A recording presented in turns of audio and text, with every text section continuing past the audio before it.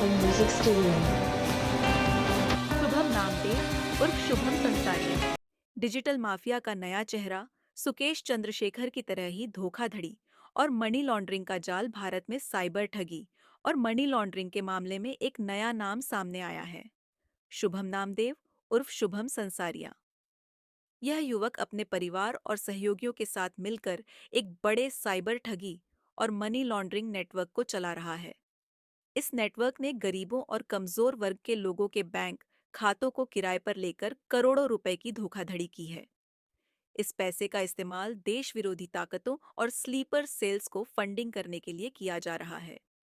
शुभम नामदेव की गतिविधियों की तुलना सुकेश चंद्रशेखर से की जा रही है, जो पिछले कुछ सालों में भारत के सबसे बड़े मनी लॉन्ड्रिंग और धोखाधड़ी के मामलों में शामिल रहा है। शुभम नामदेव का नेटवर्क और उसकी गतिविधियां।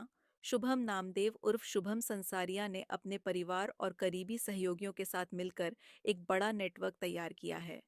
इस नेटवर्क में उसका साला अमन नामदेव भी शामिल है, जो इस गैंग का दूसरे नंबर का चीफ है।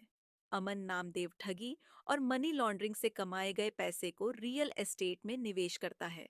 इसके अलावा शुभम का एक और साथी है, जो हेल्पिंग हैंडस नाम से एक एनजीओ चलाता है। इस एनजीओ के जरिए शुभम की पत्नी तन्वी नामदेव संसारिया पैसों को बायपास करती है। तन्वी और उसके सहयोगी एक हिंदूवादी संगठन का चोला ओढ़कर इस गैंग को सहयोग प्रदान करते हैं। कैसे काम करता है यह नेटवर्क? शुभम नामदेव और उसके सहयोगी गरीब और कमजोर वर्ग के लोगों के बैंक खातों को किराए पर लेते हैं। इन खातों के जरिए वे करोड़ों रुपए की धोखाधड़ी करते हैं। एक मामले में इंदौर के चंदन नगर सेक्टर ई में रहने वाले कुलदीप नाम के युवक मन के पंजाब नेशनल बैंक के खाते में करोड़ों रुपए बायपास किए गए। कुलदीप को महज 10,000 रुपए देकर उसका बैंक खाता किराए पर ले लिया गया। 3 महीने बाद कुलदीप को गिरफ्तार किया गया, लेकिन वह जमानत पर रिहा हो गया। सुकेश चंद्रशेखर से तुलना।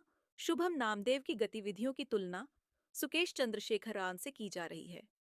सुकेश चंद्रशेखर भारत के सबसे बड़े मनी लॉन्ड्रिंग और धोखाधड़ी के मामलों में शामिल रहा है। सुकेश ने भी अपने नेटवर्क के जरिए करोड़ों रुपए की धोखाधड़ी की और उस पैसे का इस्तेमाल देश विरोधी ताकतों को फंडिंग करने के लिए किया। सुकेश के मामले में भी उसके परिवार और करीबी सहयोगियों ने उसकी गतिविधियों में सहयोग किया था। शुभम नामदेव भी ठीक उसी तरह का नेटवर्क चला रहा है और उसकी गतिविधियां सुकेश की तरह ही बड़े पैमाने पर धोखाधड़ी और मनी लॉन्ड्रिंग से जुड़ी हुई हैं। सरकार और एजेंसियों की भूमिका। शुभम नामदेव और उसके नेटवर्क की गतिविधियों के बारे में जानकारी होने के बावजूद सरकार और एजेंसियों ने अभी तक कोई ठोस कार्रवाई नहीं की है।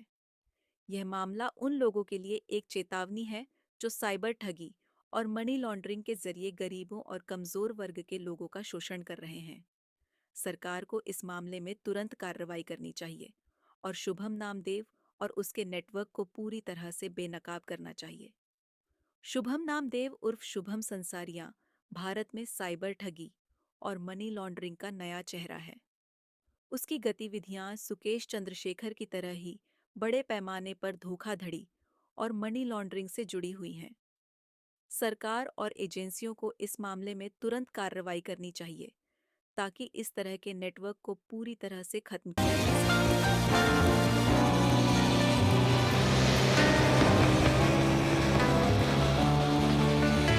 Music Studio.